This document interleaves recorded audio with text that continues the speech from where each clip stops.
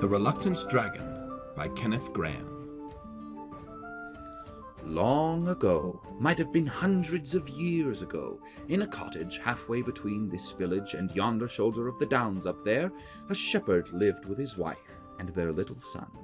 Now the shepherd spent his days, and at certain times of the year his nights too, up on the wide ocean bosom of the downs, with only the sun and the stars and the sheep for company, and the friendly chattering world of men and women far out of sight and hearing. But his little son, when he wasn't helping his father, and often when he was as well, spent much of his time buried in big volumes that he borrowed from the affable gentry and interested parsons of the country round about.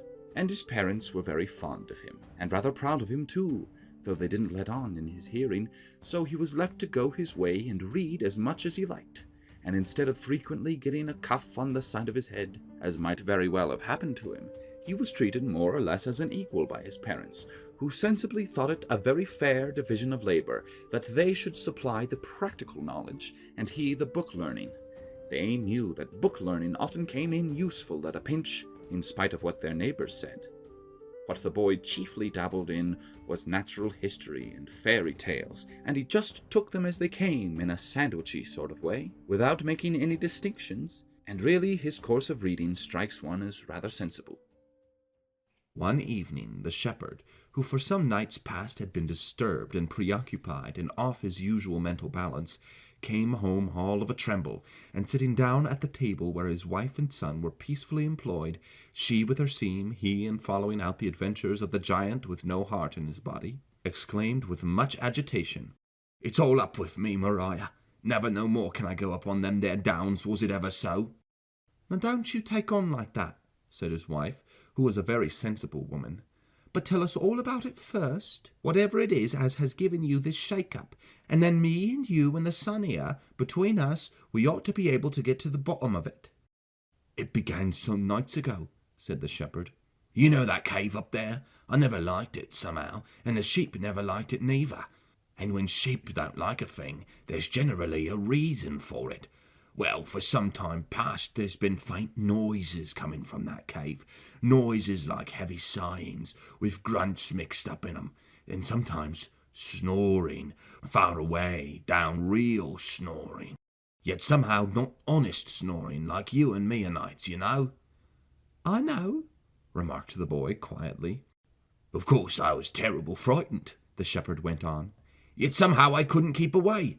So this very evening, before I come down, I took a cast round by the cave, quietly. And there, oh Lord, there I saw him at last, as plain as I see you." "Saw who?" said his wife, beginning to share in her husband's nervous terror. "Why, him, I'm a-telling you," said the shepherd. "He was sticking halfway out of the cave, and seemed to be enjoying of the cool of the evening in a poetical sort of way. He was as big as 4 cart horses, and all covered with shiny scales, deep blue scales at the top of him, shading off to a tender sort of green below. As I breathed, there was that sort of flicker over his nostrils that you see over the chalk roads on a baking windless day in summer. He had his chin on his paws, and I should say he was meditating about things. Oh yes, a peaceable sort of beast enough, and not ramping or carrying on or doing anything but was quite right and proper. I admit all that. And yet, what am I to do? Scales, you know, and claws, and a tail for certain, though I didn't see the end of him. I ain't used to 'em, and I don't hold with 'em, and that's a fact." The boy, who had apparently been absorbed in his book during his father's recital, now closed the volume, yawned, clasped his hands behind his head, and said sleepily, "It's all right, father. Don't you worry. It's only a dragon." "Only a dragon!" cried his father. "What do you mean, sitting there, you and your dragons? Only a dragon indeed. What do you know about it?" "'Cause it is, and 'cause I do know," replied the boy quietly. "Look here, father. You know we've each got us our line. You know about sheep and weather and things. I know about dragons. I always said that, you know, that cave up there was a dragon cave. I always said it must have belonged to a dragon sometime, and ought to belong to a dragon now, if rules count for anything. Well, now you tell me it has got a dragon, so that's all right. I'm not half as surprised as when you told me it hadn't got a dragon. Rules always come right if you wait quietly. Now please, just leave this all to me, and I'll stroll up tomorrow morning. No, in the morning I can't. I've got a whole heap of things to do. Well, perhaps in the evening, if I'm quite free, I'll go up and have a talk to him, and you'll find it'll be all right. Only please, don't you go worrying round here without me. You don't understand 'em a bit, and they're very sensitive, you know. He's quite right, father, said the sensible mother. As he says, dragons is his line and not ours. He's wonderful knowing about book beasts, as everyone allows. And to tell the truth, I'm not half happy in my own mind thinking of that poor animal lying alone up there, without a bit of hot supper or anyone to change the news with. And maybe we'll be able to do something for him. And if he ain't quite sensible, our boy will find it out quick enough. He's got a pleasant sort of way with him that makes everybody tell him everything.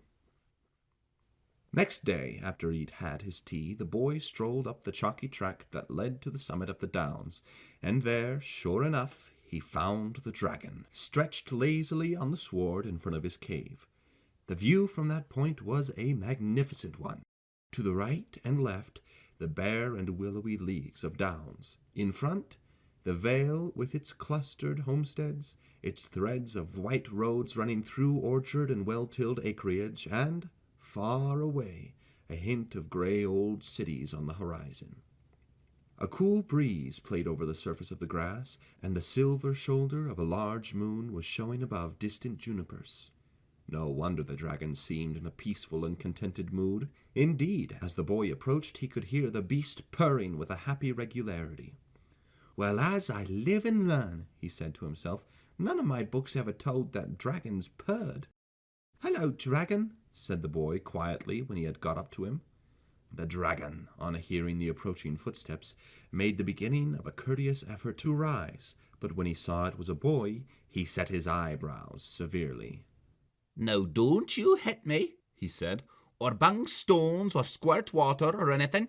I won't have it, I tell you. Not going to hit you, said the boy, warily dropping on the grass beside the beast. And don't, for goodness sake, keep on saying don't.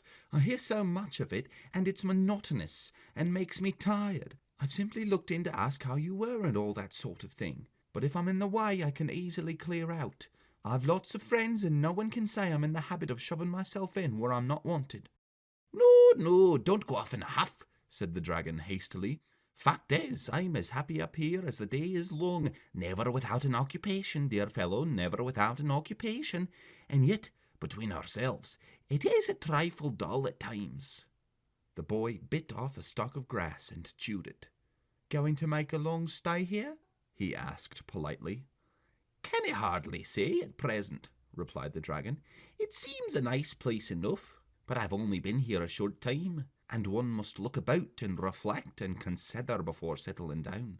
It's a rather serious thing, settling down. Besides, now I'm going to tell you something. You'd never guess it if you tried ever so. Fact is, I'm such a confoundedly lazy beggar.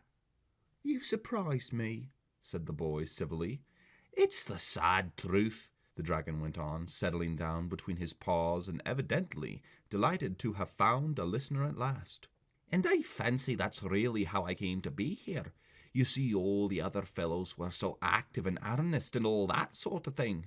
Always rampaging and skirmishing and scouring the desert sands and pacing the margin of the sea and chasing knights all over the place and devouring damsels and going on generally, whereas I like to get my meals regular and then to prop my back against a bit of rock and snooze a bit and wake up and think of things going on and how they've kept going on just the same, you know. So when it happened, I got fairly caught. When what happened, please? Asked the boy. That's just what I don't precisely know, said the dragon. I suppose the earth sneezed or shook itself or the bottom dropped out of something. Anyhow, there was a shake and a roar and a general stramash, and I found myself miles away underground and wedged in as tight. Well, thank goodness my wants are few, and at any rate I had peace and quietness and wasn't always being asked to come along and do something.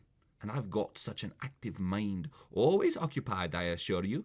But time went on. There was a certain sameness about life, and at last I began to think it would be fun to work my way upstairs and see what you other fellows are doing. So I scratched and burrowed and worked this way and that way, and at last I came out through this cave here.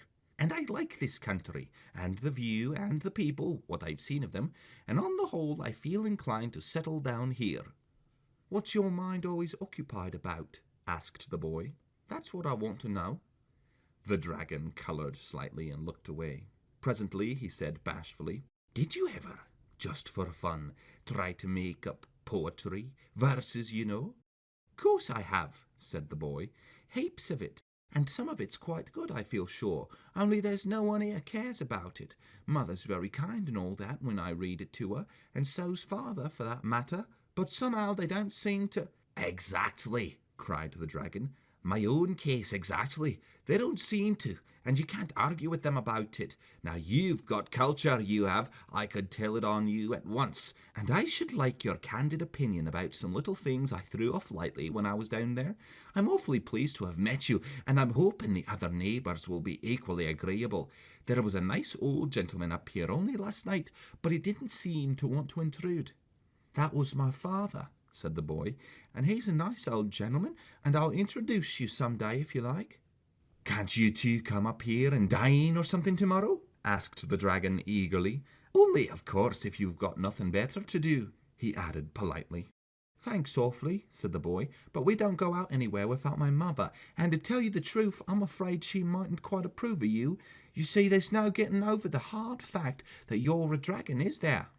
And when you talk of settling down and the neighbours and so on, I can't help feeling that you don't quite realise your position. You're an enemy of the human race, you see."